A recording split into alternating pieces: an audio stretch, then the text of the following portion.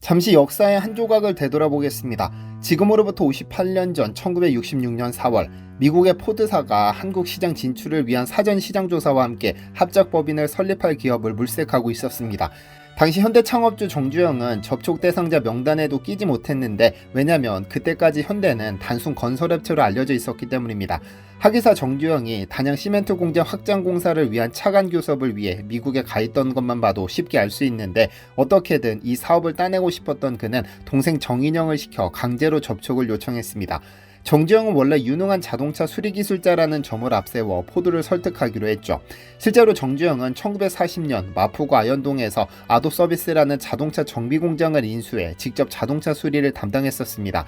이러한 설득이 먹혀 현대는 간신히 접촉사 명단에 낄 수 있었고, 그해 12월 정주영은 현대자동차 주식회사를 뚝딱 설립합니다.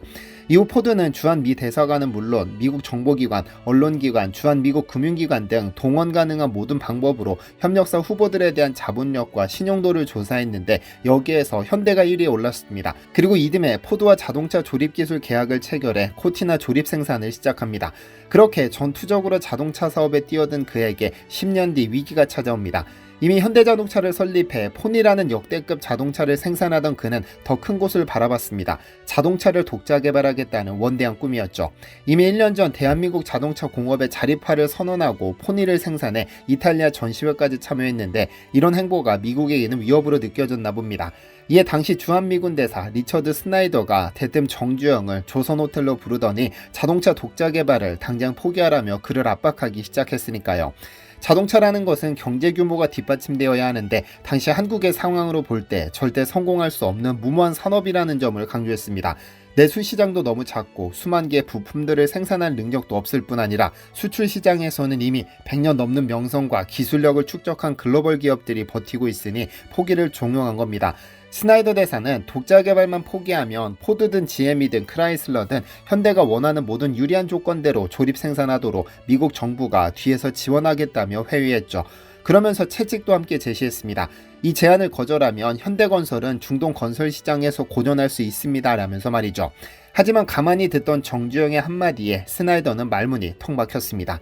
한 나라를 인체에 비교한다면 그 국토에 퍼져 있는 도로는 인체의 혈관과 같은 것이고, 자동차는 그 혈관을 돌아다니는 피와 같은 것이라고 생각합니다.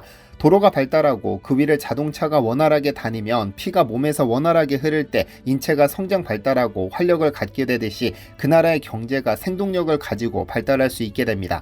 좋은 자동차를 만들어 값싸게 공급하는 것은 인체에 좋은 피를 공급하는 것과 마찬가지입니다. 우리나라 경제는 이제 막 성장하기 시작하는 소년기에 비교할 수 있기 때문에 자동차 공업의 발전은 그만큼 더 중요한 의미를 갖습니다. 조만간 우리나라의 1인당 국민소득도 5,000불 수준이 되어 조금씩 내수도 살아날 것입니다. 쉽지는 않겠으나 열심히 노력하면 수출도 가능하다고 봅니다. 또한 자동차 산업은 기계, 전자, 철강, 화학 등 전 산업에 미치는 연관 효과나 기술 발전과 고용 창출 효과가 대단히 큰 현대 산업의 꽃이라고 할 수 있습니다. 자동차 공업은 앞으로 한국이 선진 공업국 대열에 진입하기 위해서는 반드시 필요한 분야입니다. 그렇기 때문에 대사님께서 염려하는 대로 내가 건설 사업을 해서 돈을 모두 쏟아붓고 실패한다 해도 나는 결코 후회하지 않을 것입니다. 왜냐하면 그것이 밑거름이 되어 우리 후대에 가서라도 한국의 자동차 산업이 성공하는데 필요한 디딤돌을 놓을 수 있는 일이라면 나는 그것으로 보람을 삼을 것이기 때문입니다 라며 담담하게 거절했죠. 이 말을 들은 스나이더의 얼굴은 벌겋게 상기되는데요. 사실 미국이 현대 자동차 생산을 막은 이유도 있습니다. 미국에게 있어서 한국은 지정학적으로 매우 중요한 우방국이었으니까요. 한국을 통해 당시 소련과 중국을 견제하고 있었는데요. 1977년 우리나라의 1인당 국민소득은 갓 1,000달러를 넘겼는데, 현대는 자동차를 떠나 한국 재계 서열 1, 2위를 다투고 있었기 때문에 만약 무리하게 자동차를 생산하다 실패해서 현대가 무너지면 한국 경제 자체가 뿌리째 흔들릴 수 있었습니다. 이 때문에 소련과 중국 견제에 차질이 생길 것을 염려한 겁니다. 그런데 이렇게 미국의 견제까지 받으면서 기어코 무모한 도전에 나선 현대자동차가 50년 뒤 세계 3위 자동차 업체가 됐습니다. 안녕하세요, 디스멘털입니다. 지난 7월 28일 프랑스 파리에서 열린 양궁 여자 단체전 시상식에는 정의선 현대차그룹 회장이 등장했습니다.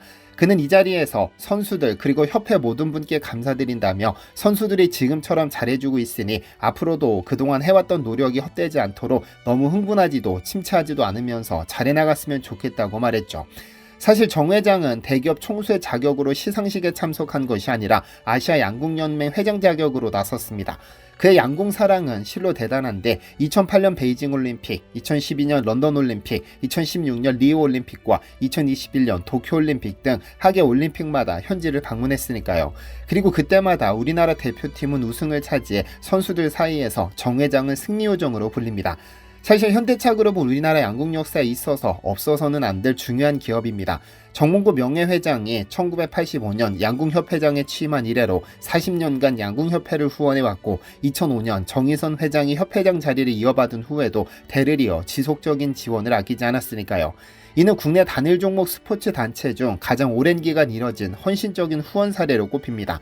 앞으로도 양궁에 대한 아낌없는 지원이 있기를 기대하겠습니다. 그런데 많은 외국인들이 현대자동차를 일본 기업인 혼다의 짝퉁으로 알고 있다는 사실을 아시나요? 여러분 역시 현대를 슌다이라고 부르는 외국인을 본 적이 있으실 것이고 몇몇 한국인들도 현대가 혼다를 따라했다고 생각하는 분이 종종 계십니다. 그런데 혼다라는 사명이 공식적으로 처음 등장한 것은 1946년 10월 혼다 기술연구소가 설립되면서입니다.